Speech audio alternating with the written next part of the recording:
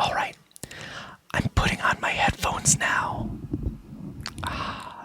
They feel nice and soft on my ears. I'll just make a few adjustments here as we start recording. Go ahead, choose a comfortable spot to listen and settle in. You're about to hear our most relaxing episode yet. I'm just gonna take a quick sip of my water. Let's record a podcast, shall we? Welcome to Like and Describe, YouTube's first official trends podcast. Each episode, we go on a journey to find the little-known stories behind YouTube's biggest trends. I'm your host, MatPat, and today we're diving into the quietest trend on YouTube, ASMR, which sounds a little something like this. To use my beautiful brushes.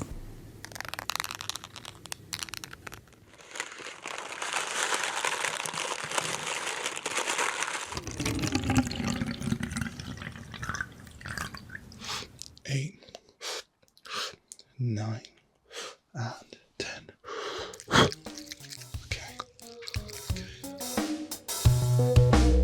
Every day, people all over the world post videos of themselves doing everything from slurpily eating ramen to crinkling paper to playing Minecraft while whispering about the world that they're exploring.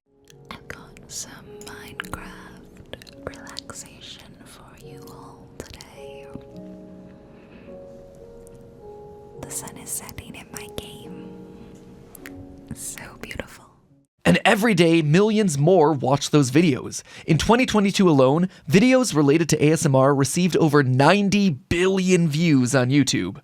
Pop star Billie Eilish has been called an ASMR icon due to her whispered singing and finger snaps. And celebrities like Jake Gyllenhaal and Cardi B have also hopped on the trend with their own videos. Hello, I'm Jake ASMR Gyllenhaal. This is bubble wrap. Now, I'll bet you've been hearing the term ASMR for years now, but you might have a hard time describing exactly what it is. Well, the letters themselves stand for Autonomous Sensory Meridian Response. Many people who experience ASMR describe the feeling as a tingling sensation, like goosebumps, that begins in the scalp and travels down the back of the neck. It's an immediate response triggered by gentle stimuli like whispers, crackling noises, and tapping, and it causes people to feel extremely relaxed. Or so I've heard. Have to admit, I've never actually experienced the sensation for myself, but I have to say that as ASMR has gone from a trend to a full-on content genre, I've been increasingly curious about it. So, in this episode, I'm searching for answers to all of my burning questions. Like, what is actually happening in the brain when people experience ASMR? Can I find the first ever ASMR video? And is it possible for me, MatPat, to finally feel the brain tingles? I'll talk with a leading researcher to understand the science behind ASMR. The feeling physiologically has probably been felt as long as there's been humans, but our awareness of it is much more recent. And I'll even get a personal lesson from one of the world's biggest ASMR artists. So then you can also lift those objects up and closer to the microphone. And then you can just gently make noises as you describe it. So this is a beautiful leather pouch right here. I love how squishy it is. Go ahead. Yep, that was Gentle Whispering ASMR, the first ASMR artist to reach 1 million subscribers. We'll hear more from Maria later on. But first, let's go back to where it all began. To get to the origin of ASMR on YouTube, we spoke with one of its early fans. The ASMR community back then was very, very small. And people were talking online about it, having discussions, meeting. But more or less, I found that everybody who was talking about it tended to have their own channel. That's Emma Smith, better known as the popular creator Whispers Red ASMR on YouTube. Today, Emma's a full-time ASMR artist with over 1 million subscribers. Her most popular video has 21 million views. It's 3.5 hours of fabric sounds with zero talking.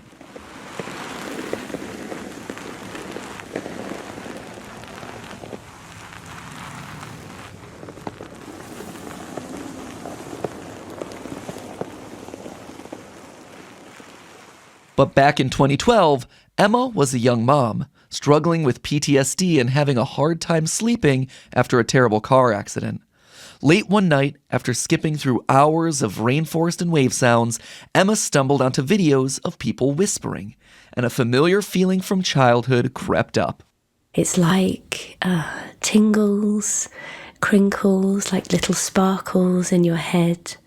Usually works its way down the spine from the scalp. Nice and slow, and it's kind of a dreamy feeling. Emma recalled her days as a schoolgirl growing up in the UK, feeling those brain tingles whenever she rummaged through her pencil case or her teacher read really slowly during story time. She also felt it when a classmate played with her hair or drew letters and shapes on her back. So many ASMR moments from childhood, but we didn't know there was a name for it, and we didn't know how to explain it. Watching the videos helped Emma feel better, and they helped her sleep. She spent hours searching for new videos and stumbled upon forums and chat rooms where people gathered to talk about the tingles. Turns out that people had been sharing their experiences in forums like this since before the term ASMR even existed, way back in 2007. Like many other early ASMR artists, Emma created her channel as a way to connect with others in the community. People were communicating by giving each other tingles and making videos about what's in my makeup bag and things around my house, just to learn about each other. That's what it was all about. Emma and her small community had no idea that ASMR would become the cultural phenomenon that it is now. Going back in time to the early days really made me curious about the first video that started it all. So I wonder, can I find the first ever ASMR video? In order to find out, I reached out to Ernest Petty, the Trends Insights lead on YouTube's Culture and Trends team. It's his job to stay on top of the latest viral content on the platform. Can you describe for me a little bit about the first ASMR videos? Yeah, the first ASMR videos weren't even ASMR videos. They were unintentional ASMR videos. So there is a video called Virtual Barbershop from May of 2007, for instance. This video has over 38 million views, and it's just an audio experience of being in a barbershop. Now, as I begin the clipping, and I bring the clippers closer to your ear, very close to the right ear. Follow me as I move around the back of the head to the left ear. If I'm on this quest to find the first ever ASMR video, the barbershop video, would that be technically the first? You are on a quest for the Holy Grail. I hope that you find it. Oh, thanks. The virtual barbershop video could be described as one of the earliest unintentional ASMR videos. And I think that the reason that you could call it that is if you think about the fact that these people are gathering in forums in 2007, and that video was uploaded in 2007. So I think that you could call it the first ASMR video, but I think that ASMR artists would probably dispute that. They might point you to this channel that is now known as Whispering Life ASMR, but was originally just called Whispering Life. And in March of 2009, Whispering Life uploaded a video titled Whisper One Hello. I couldn't really find any videos on YouTube of people whispering. So I thought I'd make a channel of whispering, so all you whisper lovers out there can listen to me if you like. The video is barely 2 minutes long, and all you can see is a black screen while she whispers. Ernest explained to me that this Whispering Life video was actually posted a year before the term ASMR was created.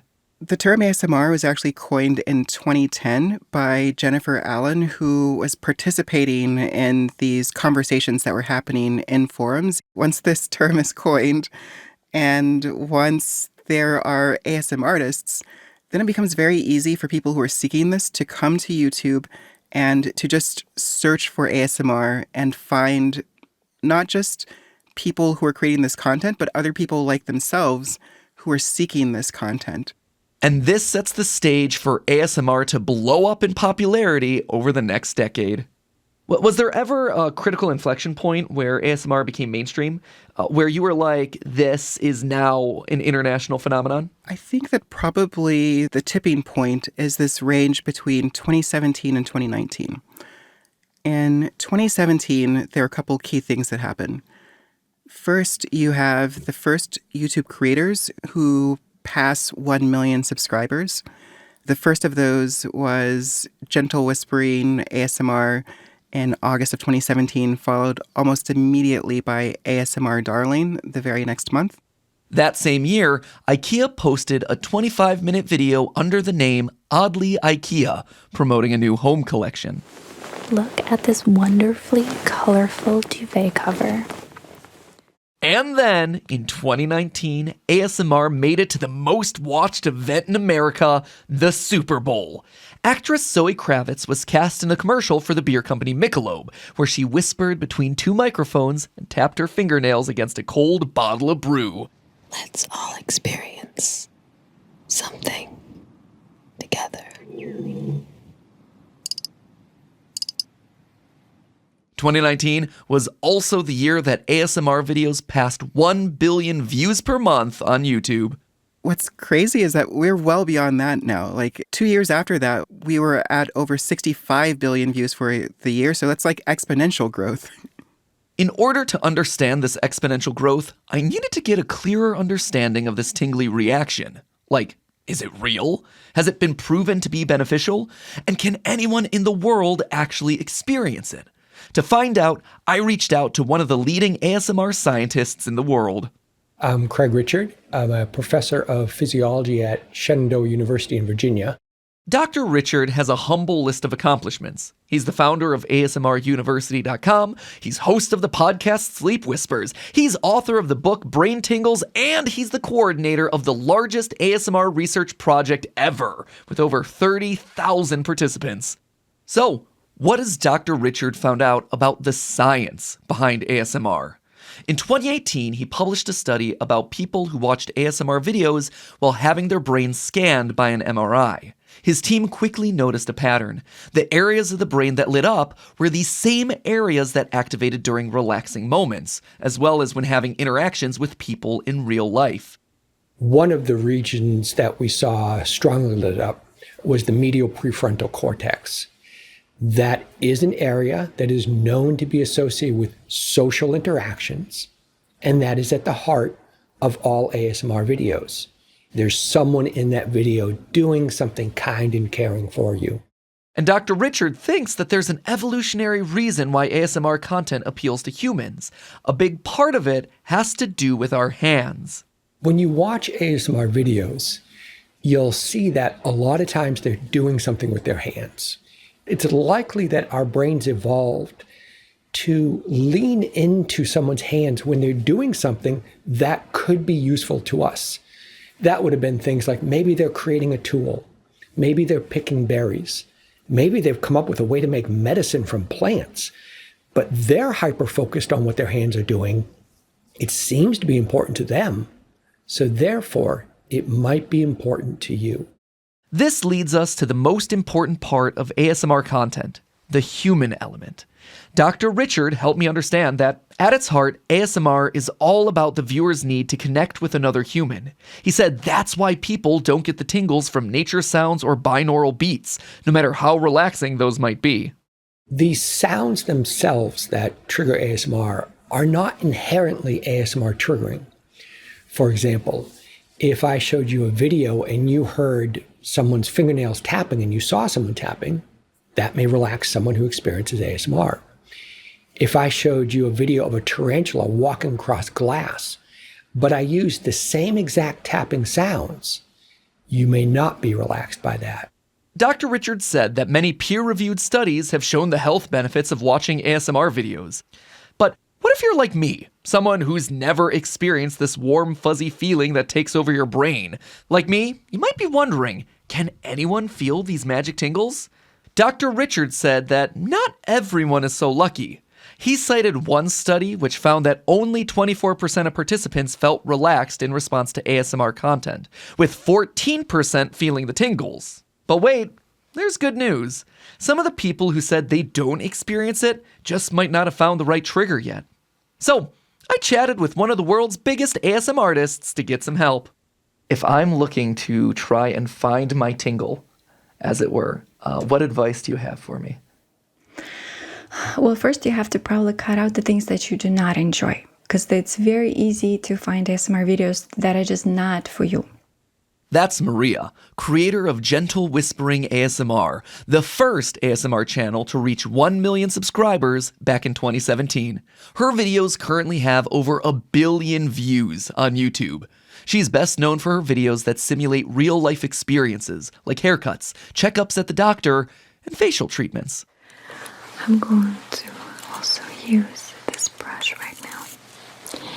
And this brush is specifically made to make the hair drying process quicker. It's important to realize that any given ASMR video isn't going to do it for everyone.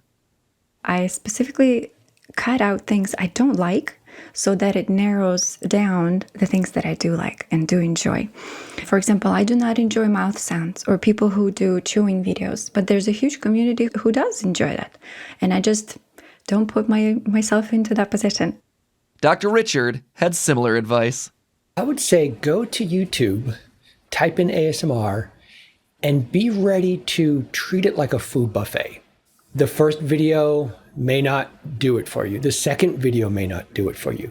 But you don't want to walk into a food buffet, pick up one food, taste it, and then decide, I don't like food at all, and walk away from this wonderful buffet, which surely must have something in it just for you. I invited Maria to try a few different triggers on me. She created an experience like she was standing directly behind me, whispering into my ears. I really like even like this behind the ear sounds. Sometimes it sounds like you're right behind the ear. Ooh, maybe that's what it is. You like the behind the ears? That's about, I would say, that was the closest that anything has gotten. Like that one felt a little bit different, or I had some sort of visceral reaction that felt a little bit different than all the other ones. Good. Looking back, that was really the first time ASMR sounds had ever triggered any sort of physical reaction in me. My neck started to feel warm, almost ticklish. Would I have described it as a brain tingle? No, not exactly, but it felt comfortable, relaxing. Later that day, I asked my wife Steph and my son Ollie to try talking to me softly behind my ears, and again, had the same response. So, who knows? Maybe I was able to find my trigger. I guess to know for sure, I'll have to ask more people to politely whisper behind my back. In the meantime, though, there is no denying that ASMR content has helped millions of people, especially over the past few years. During the COVID-19 pandemic, YouTube views of ASMR videos skyrocketed. Annual views of videos related to ASMR grew by over 40% between 2019 and 2020. More and more people started using ASMR videos as a form of self-care. Here's Ernest. We've moved beyond it being kind of cute or quirky when you hear that someone, like Cardi B, for instance, who was widely kind of celebrated when she talked about how much she liked ASMR because it was kind of an anomaly, but that's no longer the case. Hello. My name is Cardi B, and I'm going to talk a little bit about myself. ASMR content is also reaching more people on YouTube than ever before thanks to YouTube Shorts, the 60-second video format that launched back in 2020. With Shorts, a new style of ASMR has emerged that's faster paced, like this play on makeup tutorials from Nursema. It shows her using ASMR sound effects while adding makeup to a drawing of a girl with long brown braids. She starts with primer and applying liquid foundation, and even goes in to tweeze the eyebrows and add mascara.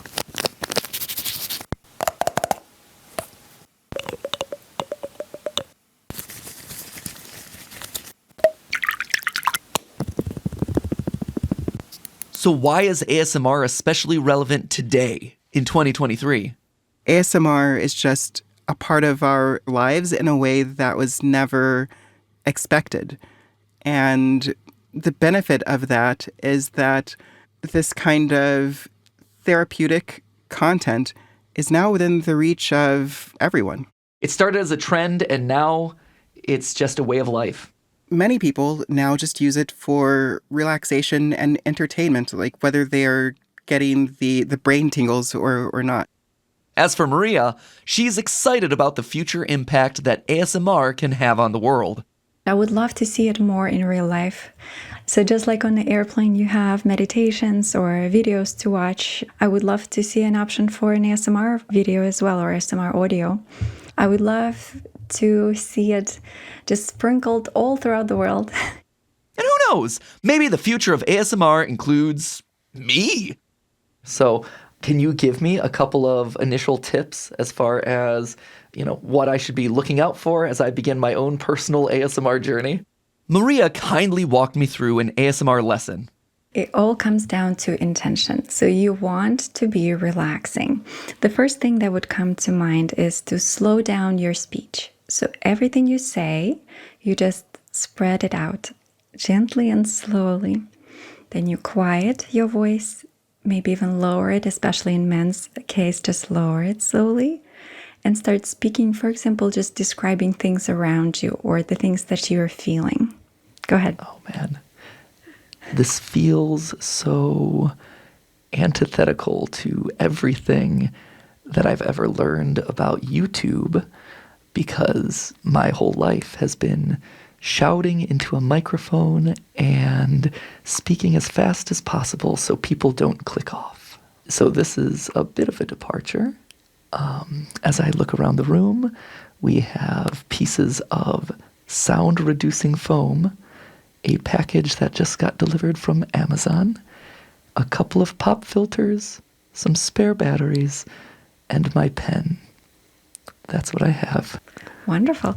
So then you can also lift those objects up closer to the microphone, and then you can just gently make noises as you describe it. So this is a beautiful leather pouch right here.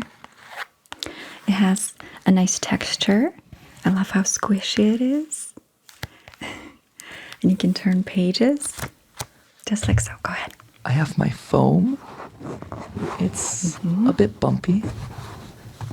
And as I rub my fingers across it, it's nice and coarse, which is nice because it helps absorb all that sound from my recording booth. Yep, there we go. You're doing a great job. That was really good. Looks like I have something to fall back on if I ever get tired of theorizing. I don't know if you noticed this in the various interview clips, but as I had these conversations with ASMR artists and experts, I found myself really dialing it back, slowing down, getting quieter. By the end of my time with Maria, it felt like I was practically inaudible. And I think that's what I've realized the most as I've gone through this journey. ASMR isn't just content. In a lot of ways, it's a lifestyle. It's a mental state. It's a commitment to personal well-being, both your own and that of those around you. I know that I run a mile a minute, constantly feeling the need to shout above the noise, but this journey taught me that there can be a different pace to life, and that sometimes the quietest whispers truly speak volumes. Thanks for listening to episode 3 of Like and Describe, YouTube's first official trends podcast. I'm MatPat.